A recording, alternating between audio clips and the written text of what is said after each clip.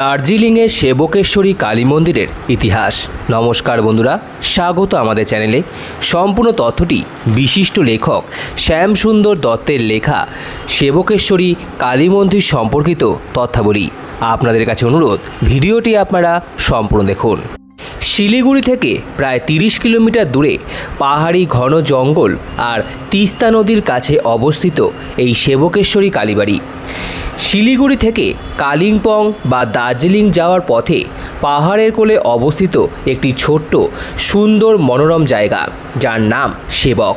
পাহাড়ের গায়ে অবস্থিত এই কালীবাড়ি সেবকেশ্বরী কালীবাড়ি নামেই পরিচিত।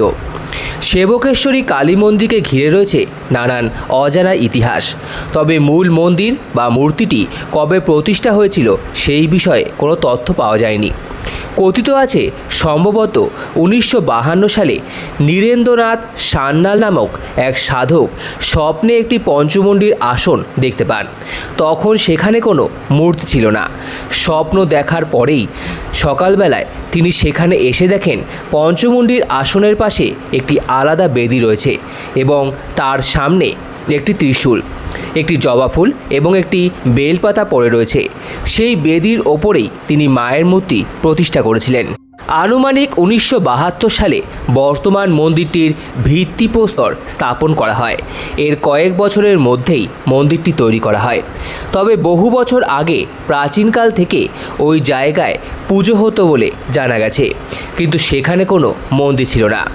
দেবী এখানে দক্ষিণা কালী রূপেই পূজিত হয়ে আসছেন। সেই থেকেই রীতিনীতি মেনে মায়ের আজও পুজো হয়। প্রতি অমাবস্যায় এখানে দক্ষিণা কালীর পুজো হয়ে থাকে। এখানে বাৎসরিক কালী পুজো হয় দীপান্বিতা কালী পুজোর সময়। এক সময় মন্দিরে বলি প্রথা প্রচলন ছিল, তবে বর্তমান প্রশাসন এবং মন্দির কমিটির সিদ্ধান্তে বলি প্রথা সম্পূর্ণভাবে বন্ধ করে দেওয়া হয়েছে। তার পরিবর্তে দেওয়া হয় 5 ধরনের ফলের বলি। পুজো উপলক্ষে বিশেষ ভোগের আয়োজন করা হয়। 3 জন পুরোহিত মিলে মায়ের পূজা অর্চনা করে থাকেন। মন্দিরের সেবায়িত নন্দকিশোর গোস্বামী বললেন, তারা 3 জন মিলে মায়ের সেবা করে। মায়ের পুজো দিতে নেপাল, ভুটান, বাংলাদেশ থেকেও ভক্তরা আসেন। সারা রাত ধরে হয় মায়ের পুজো এবং সকালে সবাই প্রসাদ গ্রহণ করে বাড়ি ফিরে যান। লোককথায় প্রচলিত এই জাগ্রত মন্দিরে কোনো মনস্কামনা করলে তা পূরণ হবেই।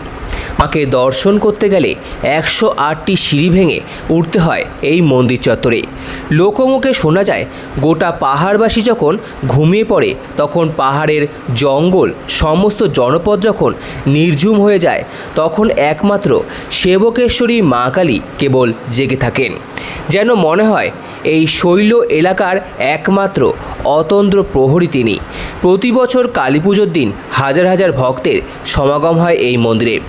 সেবকেশ্বরী কালী মন্দিরে পুজো শুরু হয় রাত 10:33 কালী পুজোর দিন মন্দিরে গেলে বোঝা যায় পাহাড় ও সমতলের মানুষ মিলেমিশে একাকার।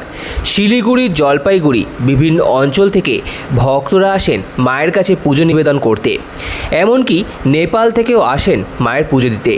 কালী পুজোর রাতে পুজোর সময় মায়ের ভোগে থাকে সাদা ভাত, খিচুড়ি, 5 রকমের ভাজা, সবজির ঘ্যাট, আলু ফুলকপির তরকারি, ফ্রাইড রাইস, ছোলার ডালের পায়েস, সুজি। এছাড়াও থাকে বোয়াল মাছের একটি পদ, দই ও মিষ্টি। শোনা যায় বহুদিন আগে সেখান দিয়ে শুধু সেনাবাহিনীর গাড়ি যাতায়াত করত। সেনা জওয়ানরা রাতে সীমান্ত পাহারা দিতে যাওয়ার সময় মাকে প্রণাম করে মায়ের কাছে আশীর্বাদ নিয়ে যেতেন। মন্দির সম্পর্কিত সম্পূর্ণ তথ্যটি শুনে ভালো লেগে থাকলে অবশ্যই চ্যানেলটিকে সাবস্ক্রাইব করার জন্য অনুরোধ রইল। সম্পূর্ণ ভিডিওটি দেখার জন্য আপনাদের সকলকে অসংখ্য ধন্যবাদ। ভিডিওটি ভালো লেগে থাকলে লাইক, কমেন্ট, শেয়ার এবং চ্যানেলটিকে অবশ্যই সাবস্ক্রাইব করুন। ধন্যবাদ।